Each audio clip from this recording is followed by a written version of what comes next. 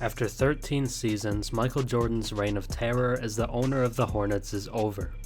The team went just 423-600 with MJ in charge, which was 26th in the NBA over that span. Whether you think he is the GOAT or not, he was not a good owner. So if we're looking for optimism with the Hornets next season, him being out would be reason number one. But there's more hope for Charlotte than people think. Many seem to assume that they'll be a bottom feeder in the East again next season, just as they were last year. Could that happen? Yeah, I wouldn't rule it out, but I believe they'll be better than these assumptions. They made the play-in tournament in both 2021 and 2022 before dipping down last season, but we have to ask ourselves, why did that happen? LaMelo Ball, the franchise player and a 22-year-old all-star, played just 36 games last season. But before the injury, he was quietly having his best season yet. He averaged career highs with 23 points per game and 8 assists, as well as shooting 38% from 3 on nearly 11 attempts per game.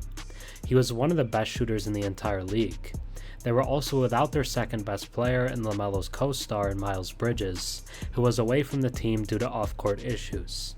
He'll return next season, likely serving a short suspension at the beginning. He broke out in 2022 with averages of 20 points per game and 7 rebounds, and his chemistry with LaMelo is obvious. So the two biggest reasons for the team's slip last season have been resolved, and they come back to a better team than there was before last season. The Charlotte Hornets could be surprisingly good next season. Now let's take a deeper look at why. Before we get into the high-flying young roster from Carolina, if you enjoy my content or watch a few videos of mine, think about subscribing. 91% of my viewers are actually not subscribed, so if you're watching before and enjoy the content, drop a sub and comment down below. It really helps the channel.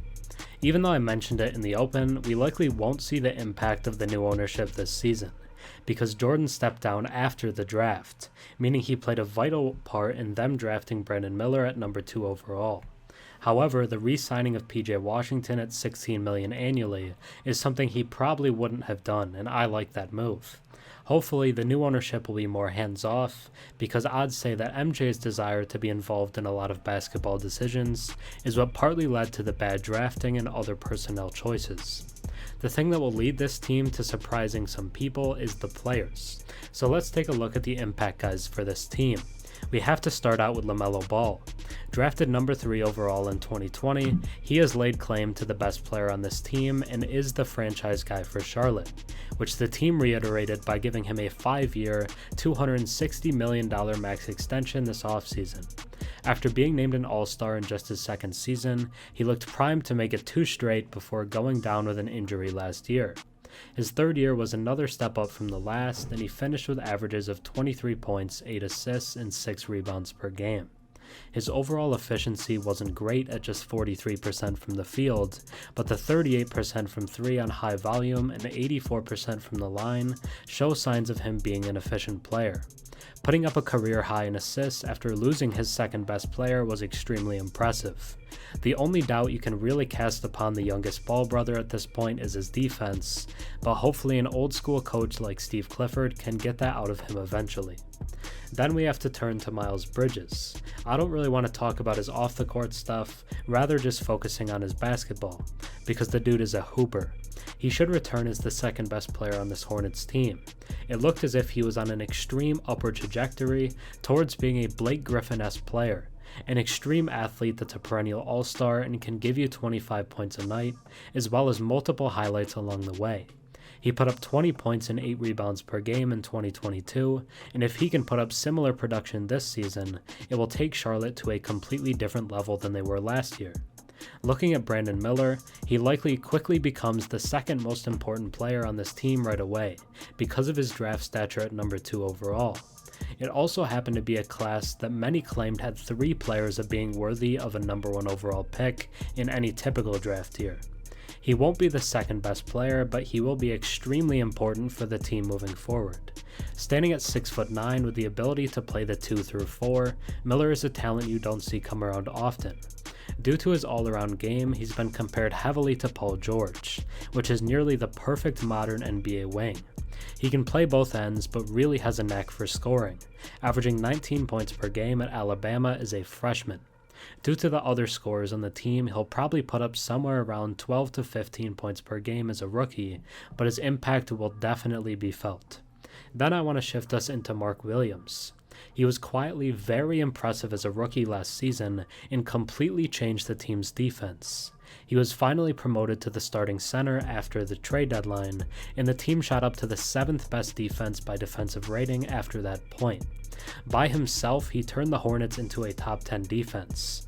Standing at 7'1" with a 7'7" wingspan and a 9'9" standing reach, Williams is a dominant presence in the post both on offense and defense. As a starter last season, he averaged 12 points, 10 rebounds, and a block per game, while shooting 63% from the field. I genuinely think he can be one of the best bigs in the league. Then we have to talk about guard Terry Rozier. I've already mentioned enough guys without bringing him up. Even though he came into the league as a point guard, he actually fits alongside LaMelo Ball quite nicely, and they work smoothly in the backcourt. He put up career highs in both scoring and passing last season, with 21 points per game and 5 assists per game. He's not the most efficient player at just 33% from 3 last season, but he does always get his points. Him developing as a passer also helps to increase his value. Despite Bridges coming back and adding Miller, Rozier's scoring total could stay around the same due to the team losing a 20-point per game scorer from last season in Kelly Oubre. Alright, now I'll talk shortly about 3 other guys who I find interesting. PJ Washington is returning on a 3-year, $48 million deal. He scored a career-high 16 points per game last season and had some impressive moments. Then you have Gordon Hayward still with the team. I think we're past the point of him ever being an all-star or even someone who plays the whole season, but as the 6th or even 7th man, he could be extremely valuable. He's still a talented player, just can't stay on the floor. And finally, I wanted to show some love to Nick Smith Jr. After being viewed as a future top 5 pick in high school, he fell all the way to the Hornets at 27 after a somewhat disappointing season at Arkansas. He proceeded to have a very impressive summer league and really show off his handle and self-creation. He could be the long-term backcourt mate for LaMelo. So in terms of the lineup, I'd guess that the starting lineup is LaMelo, Rozier, Miller, Bridges, and Williams. Then the second unit would be Teo Maledon, Smith Jr., Hayward, Washington, and Kai Jones. Guys like Bryce McGowens, Nick Richards, and Frank Ntilikina could get some minutes as well. So what should you expect from the Hornets in 2024? On the low end, they could be towards the bottom of the East once again and miss the play-in. But on the higher end, they could be somewhere in the 7 to 10 range and get their first playoff berth since 2016. This team with Bridges has been a play-in team, and likely will continue to be one, especially with the addition of Miller and Williams since he last played. Expect LaMelo to make the All-Star game if healthy, and Bridges to be a fringe All-Star guy. Brandon Miller could finish top 3 in Rookie of the Year voting. Injuries will continue to rear their ugly head. LaMelo and Hayward both will likely miss chunks of time. With arguably the most fun commentator, a great passer, and many phenomenal athletes, the team will be a highlight reel every night and be very fun to watch, regardless of wins. Thanks for watching. I'm Herm. Have a good one.